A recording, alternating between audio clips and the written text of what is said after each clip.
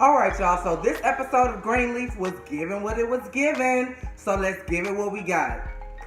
Basically, this whole episode is about Zora and where she ain't going, and that's with Carissa and Jacob, okay? She said, I'm about to leave with this old knucklehead boy, Isaiah, I think that's his name, and I ain't looking back. No, ma'am, I don't want to hear what you got to say. I don't want to take your phone. I don't want to hear you out. No, ma'am, I'm out. I'm 18. Poof, kaboom. And Carissa is just like bursting at the seams, like nothing she is doing is working. And let me tell you why, Carissa, dark-skinned Amber Rose, if you will. You have yet to put your foot in Zora's ass. I don't understand what the big issue is. Beat her ass. I understand she's 18 and legally she's an adult, but she can still legally get her motherfucking ass whooped. I don't understand for the life of me why y'all ain't snatched this little bitch up and said, bitch, fuck what you got going on. Fuck what you want to do. You going to fuck home and you going to goddamn college. Or I'm going to break my foot off in your ass and you still going to do it. Y'all black. And y'all live in Memphis. Don't let these big ass houses fool y'all. Y'all still black. But on the flip side, I can kind of understand where Zora is coming from. Like, you paid this life out for me, not even considering whether or not this is what I wanted to do with my life. You have this whole plan for my life, and what I want to do is so far from it, I feel like I gotta run away from you to achieve my real dreams. So damn, maybe you need to take an introspective look at yourself, Carissa, dark-skinned Amber Rose, and kind of loosen the reins a little bit. Maybe if you would have been a little bit more lenient, well, nah, because this bitch was stealing and doing all types of shit, so you brought all this shit on yourself, Zora. Like, it's a double-edged sword. I don't know how to go to bat for you and to vouch for you when you was doing the shit you was doing when they was trying to give you freedom. So, poof, la boof, Zora. Bishop.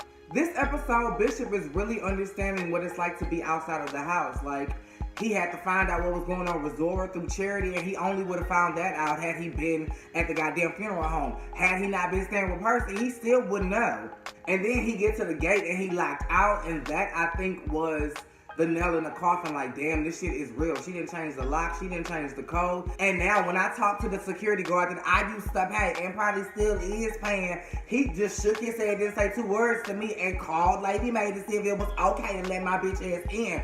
Damn, shit is getting real. Jacob. It seemed like in this episode, Jacob is slowly starting to turn into the Jacob that we first met him as back in season 1. The no good, cheating ass slime of a goddamn husband. Because while he's trying to make nice with Tasha Skanks, and we'll get into that, he's completely turning on and moving further and further away from dark-skinned Amber Rose, which is his wife. But let's get into Jacob this episode. First, it was the phone. Homie was not letting go of that phone. Give me my phone, I understand. Yours was cracked just now, bitch. I was outside to see it for myself, but I'ma need my phone. And that, Carissa was so enthralled and her mind was so focused on Zora and what just happened to her. She wasn't even really concerned about you wanting your phone, because I would have been like, bitch, what is it about this phone? What's the code?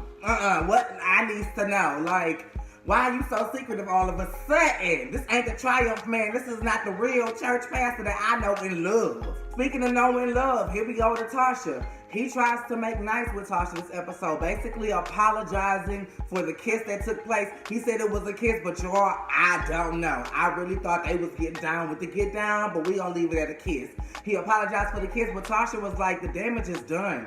I feel what I feel and I can't turn back. So what I'm gonna do is, I'm just gonna go ahead and pack my shit and leave, because I can't do this with you anymore. I can't act like the kiss didn't happen, watch you with your wife and be all happy-go-lucky, and my nigga is nowhere to be found. I'm just supposed to be happy Miss Tasha Skanks.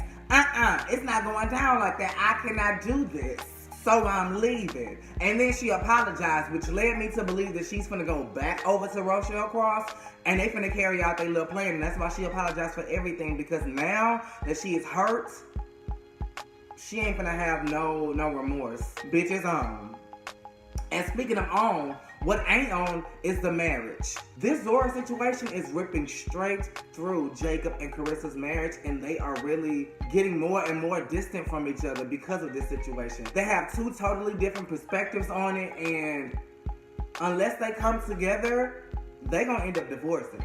And I don't want that to happen, because damn, everybody been divorced. Grace ain't with her baby daddy. Charity ain't with her baby daddy. Lady Mae is about to divorce her baby daddy. And all you got left is Jacob. My lord. Grace and Rochelle. So this entire episode, we see Grace and Rochelle dealing with the lady who killed her husband in his sleep or whatever. The lady get bailed out of jail, but she ain't got custody of her kids. Rochelle was like, not to worry, I can make a phone call. I got somebody down to the CPS and I can get you your kids or a visit with your kids at least. Grace like, bitch, you got one too many connections. How you know this bitch? And Rochelle playing all coy and shit. And Grace is not letting up. How do you know this motherfucker? And then Rochelle says, well, I used to be a big sister, and that's how I know her. Which I really don't believe, or I could believe that, but I could also believe that it's been a part of her playing this entire time, and even being a part of the Big Sisters was a part of her goddamn devious plan. Now this DA. The DA basically goes to Calvary and sits down with Grace and is like, bitch, look. I asked you to stay up out this shit, and I mean what I say. Because it ain't nothing for me to reopen your case and unacquit your bitch ass, okay? Because all the signs point to premeditated murder. So if that's the road you want to travel down, bitch, then pack light, okay? Because you won't be staying so long. But bitch, it seemed like the threat ain't doing shit to Grace, because Grace is like, I don't want you to take the deal. Because the deal was what? 20 years with probation after 15. Or if they go to trial, she could be facing life in prison with no possibility of parole. Mama said, bitch, I'm not taking the deal. Hell no, ma'am. Mama said no. And Grace was like, good for you. I personally feel like Grace, he don't sound like he playing, bitch. He done warned you twice. Now the third time, you gonna be out. And are you really willing to go to jail behind saving somebody else? You don't know the ins and outs. You know what she told you. Okay? Percy wants Charity to take over the funeral business. I think it's a great idea. This is finally a way for you to take the lead, Charity, and for you to be important and necessary in a situation, because it ain't nothing for them to find a singer. You are completely disposable at Calvary, and your vacation should prove that, mama. They ain't really checking for you, and you ain't really as important to them as you want to be. Percy is trying to give you the spotlight and give you everything you could dream of. The money, the power, and the respect, bitch. Take it. And you good at what you doing. That man know what he talking about.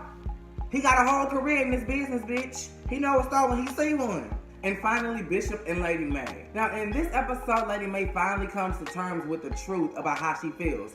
If you would have just been patient, we could have worked this out. But bitch, I'm sorry, Lady Mae, but people ain't gonna wait around forever, especially when you keep giving them signs and notions that you don't want it to move forward.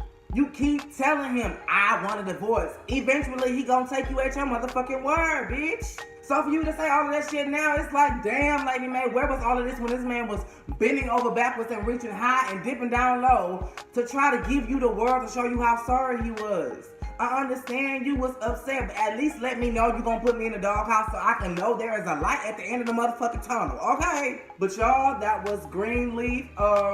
I really hope Bishop and Lady Mae can rekindle whatever they have going on. I hope Charity and Kevin can sort out whatever they got going on so Charity can live her life and be happy. And Grace, Lord, we're going to have to pray on that Sophia, because, baby, she is mad at God. But don't take it out on a boyfriend, please, okay? Because your boyfriend can be like Isaiah, and you could be looking stupid like Zora, but that's not the situation, Sophia. My Lord. But, y'all, that was Greenleaf. Same place. Make sure you like and subscribe. Same time.